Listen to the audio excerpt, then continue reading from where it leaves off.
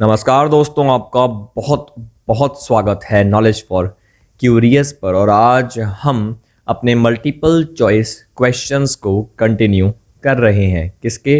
The last lesson chapter के। आपको पता होगा टर्म 1 में एमसीक्यूज आने वाले हैं और नॉलेज फॉर क्यूरियस आपको फ्री ट्रेनिंग दे रहा है, फ्री प्रैक्टिस करवा रहा है इस एमसीक्यूज की। आइए पहला क्वेश्चन करते हैं। What does the last lesson signify? इसका क्या मतलब था? क्या सिग्निफाई करता है? मतलब ये क्या हाईलाइट करता है, क्या शो करता है? चेंज ऑफ पावर, कि किस तरह पावर बदल जाती है, शाह बदल जाते हैं, राजा बदल जाते हैं।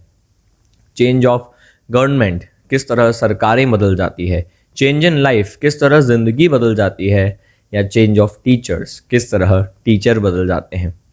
स्टार्ट।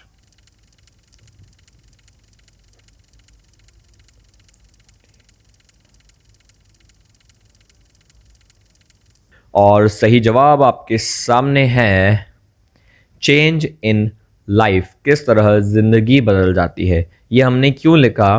क्योंकि ऊपर आप देखो तो पावर भी चेंज हुई, गवर्नमेंट भी चेंज हुई, टीचर्स भी चेंज हुई और ऑल ऑफ द अबव नाम का ऑप्शन था नहीं।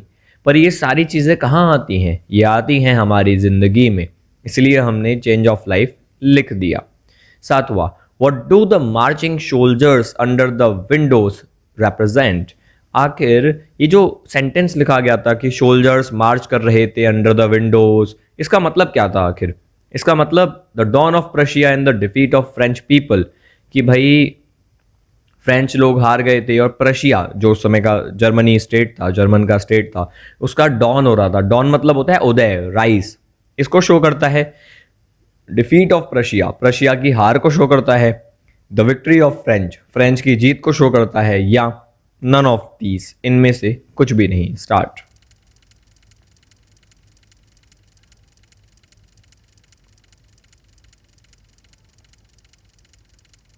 और सही जवाब है the dawn of Prussia in the defeat of French people. आठवां, from where did the orders come to teach only German in the districts of Alsace and Lorraine? कहाँ से ये आदेश आया था कि सिर्फ जर्मन भाषा पढ़ाई जाएगी एल्सेस और लॉरेन की डिस्ट्रिक्ट में, न कि फ्रेंच भाषा? कहाँ से आया था? फ्रांस से, लॉरेन से, बर्लिन से या जर्मनी से? बताइए।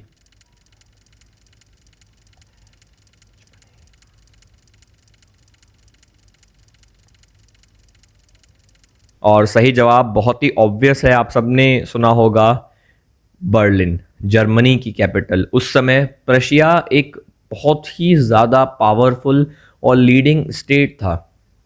आप कह सकते हो आज जो जर्मनी की पावर है, या उस समय जब पहली बार जर्मनी बना था, तो उसका जो लीडर था वो प्रशिया था। वो स्टेट्स में डिवाइडेड हुआ करता था, जैसे इंडिया कभी स्टेट्स में डिवाइडेड था कि भाई एक बुंदेलखंड है, एक मराठा है, एक मुगल हैं। इस तरीके के छोटे छोटे राज्य हुआ करते थे।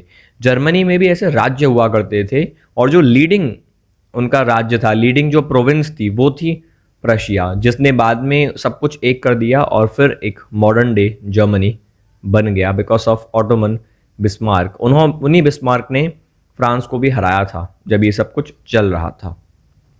About what effects does this story speak about? ये जो कहानी है ये किस इफेक्ट के बारे में शो करती है? पावर, मनी, ट्रांजिशन या फिर पीपल। ट्रांजिशन का मतलब होता है चेंज। आप में से अगर कोई वीडियो एडिटिंग करता है तो उसे पता होगा चेंज यानी ट्रांजिशन। और पीपल। स्टार्ट।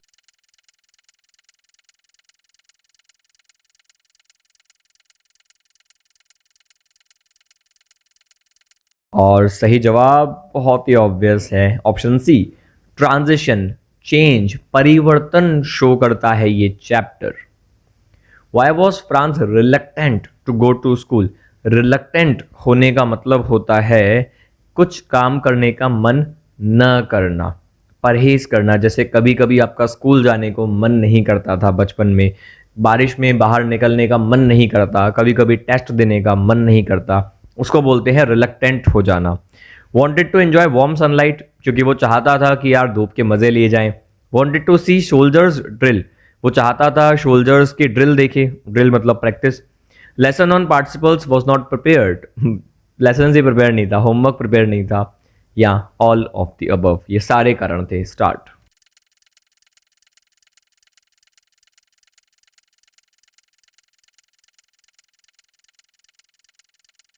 और सही जवाब आपके सामने आ रहा है ऑल ऑफ द अबव। आय हाय, धूप में एंजॉय करें, सोल्जर्स का ड्रिल देखें और होमवर्क तैयार नहीं था।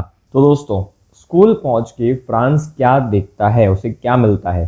पहला, पीपल वर डांसिंग, लोग डांस कर रहे थे। दूसरा, स्कूल वॉज क्लोज्ड, स्कूल बंद था। तीसरा, पुलिस पेट्रोलिंग कर रही थी, यानी घूम रही थी, देख रही थी इधर उधर। या फिर स्ट्रेंज क्वाइटनेस, एक अजीब सी खामोशी थी। जवाब दीजिए।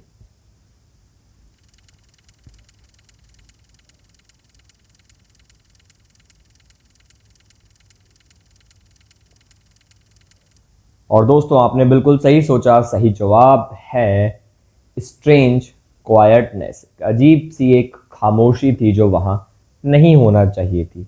बात करते हैं अगले सवाल की। अगला सवाल है, who occupied the back benches in the class? आखिर क्लास की बैक बेंचेस को कौन घेर के बैठा था, यहाँ कौन बैठा हुआ था उन पर? वीक स्टूडेंट्स, कमजोर बच्चे जो अच्छा नहीं पढ़ते।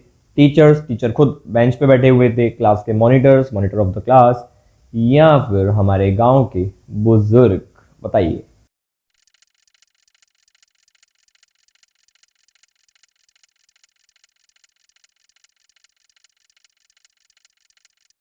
तो दोस्तों, सही जवाब है विलेज एल्डर्स। तो इस तरीके से गांव के बुजुर्ग बैठे हुए थे, टोपी वोपी पहन के, किताब लेके, और कभी होमवर्क कर रहे थे, कभी सुन रहे थे टीचर को। गांव के बुजुर्ग वो इज्जत दिखाना चाहते थे टीचर को, जिन्होंने 40 साल दिए थे गांव को।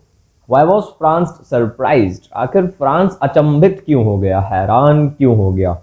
गांव वालों की वजह से, स्टूडेंट्स के व्यवहार की वजह से, एम हैमिल के पोलाइट बिहेवियर की वजह से, इतना प्यार से बोलने की वजह से, या मेरा फेवरेट, इन सब की वजह से? बताइए।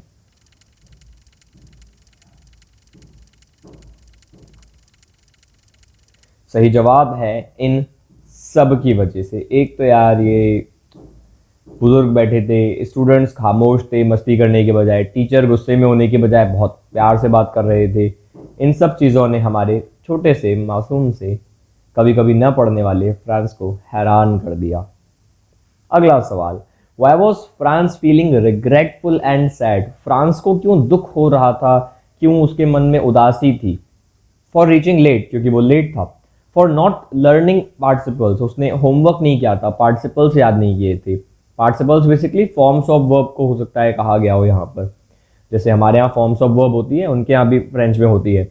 For not learning is mother tongue, अपनी उसने मातृभाषा, अपनी फ्रेंच लैंग्वेज नहीं सीखी। या मेरा फेवरेट, इन सब की वजह से। जरूरी नहीं है मेरा फेवरेट ही सही हो, सोचिए।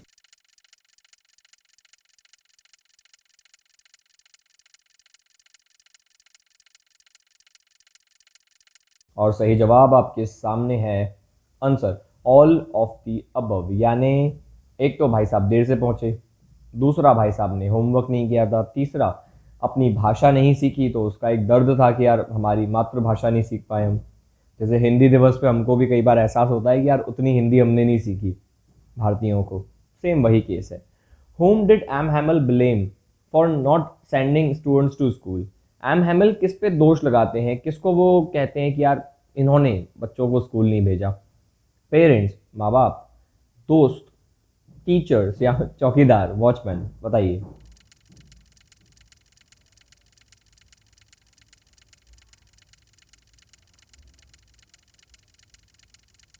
और सही जवाब आपके सामने है जनाब, पेरेंट्स, माँ बाप। माँ बाप ने बच्चों को स्कूल भेजने की बजाय फार्म में काम करवाया और उन्हें पैसा कमाने को भेज दिया। अनफॉर्चुनेटली दुनिया में ये बहुत ज़्यादा आज भी होता है कि हमारे मासूम से जो बच्चे हैं, जिनके हाथ में किताबें होना चाहिए, उनके हाथ में कुल्हाड़ी और फावड़ा होता है, और वो काम करते हुए आपको खेतों में, फैक्ट्रियों में मिल जाएंगे। That's called child labour. What did Hauser bring? Hauser जो थे वो क्या लेकर आए थे? मिठाइयाँ? बच्चे अपने बच्चे ले आए थे, दोस्त लेके आए थे, या एक पुराना सा प्राइमर लेके आए थे? प्राइमर का मतलब मैं आपको आंसर में ही बताऊंगा। जवाब दीजिए।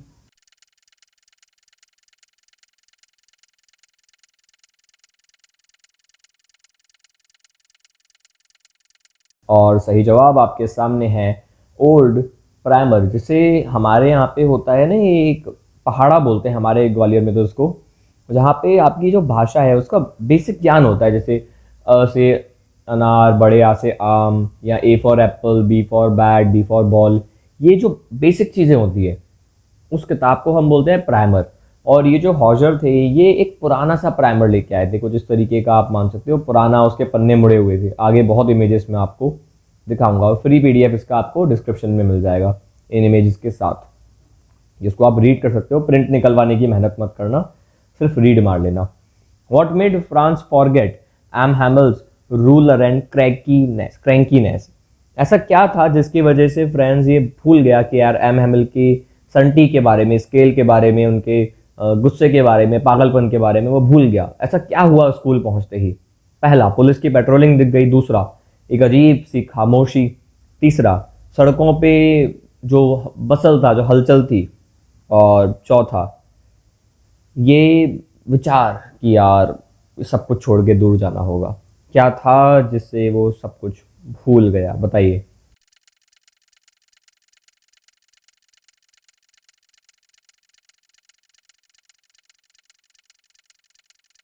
और सही जवाब है क्वाइटनेस। अब आप बोलोगे रूलर ये क्यों नहीं, आइडिया ऑफ गोइंग अवे, क्योंकि जब ये बात थी कि वो रूलर भूल गया, क्रैंकीनेस भूल गया, तब तो बताया ही नहीं था।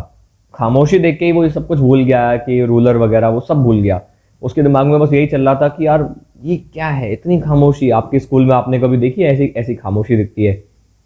ये मैंने बहुत शानदार इमेजेस लगाई हैं ढूंढ ढूंढ के। 18, for how many years did M Hamel serve the school? कितने ईयर्स के लिए, कितने सालों तक एम हैमिल ने स्कूल में सेवा की थी, स्कूल में काम किया था? 20 साल, 35 साल, 40 साल या 30 साल? बताइए।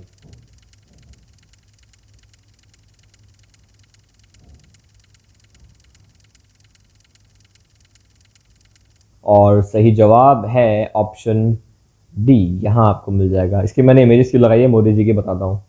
40 साल। अब 40 साल का अंदाज़ा आप लगा सकते हैं। मोदी जी की एज है अभी 70, ये उनकी 70 ईयर्स की फ़ोटो है। और 30 साल की उम्र में उनकी फ़ोटो ये है, 40 साल का डिफरेंस। तो आप देख सकते हो एक आदमी 40 साल में गंगा किनारे खड़ा हुआ एक साधु से लेकर देश का दूसरी बार बनने वाला प्रधानमंत्री बन जाता है। काली दाढ़ी से इतनी बड़ी सफ़ेद दाढ़ी हो जाती है। ज़िंदगी की प्राइम एज से लेकर ज़िंदगी के एंड पे आदमी आ जाता है। ये होते हैं 40 साल। 40 years is a huge time. Where did the parents and their children? आखिर माँ बाप ने बच्चों को भेजा कहाँ? स्कूल नहीं भेज रहे थे तो कहाँ भेज रहे थे? स्कूल ही भेज रहे थे, कोचिंग भेज रहे थे, जैसे आजकल होता है स्कूल की जगह कोचिंग जाना पड़ता है बच्चों को। फार्म्स एंड मिल्स, खेतों में, कारखानों में काम करने को, या मूवी पे जा यार तुम मूवी देख, क्या पढ़ाई लिखाई क्या करेगा करके? बताइए।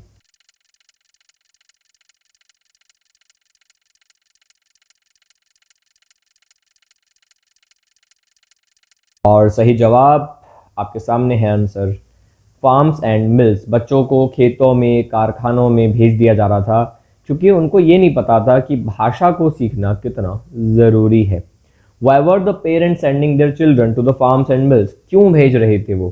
खेलने को, जा बेटा खेलो, एंजॉय, जा बच्चे जी ले अपनी ज़िंदगी। दोस्तों से मिलने को, यारा तेरी यारी को मैंने तो खुदा माना। रिश्तेदारों से मिलने को, या फिर पैसा कमाने को?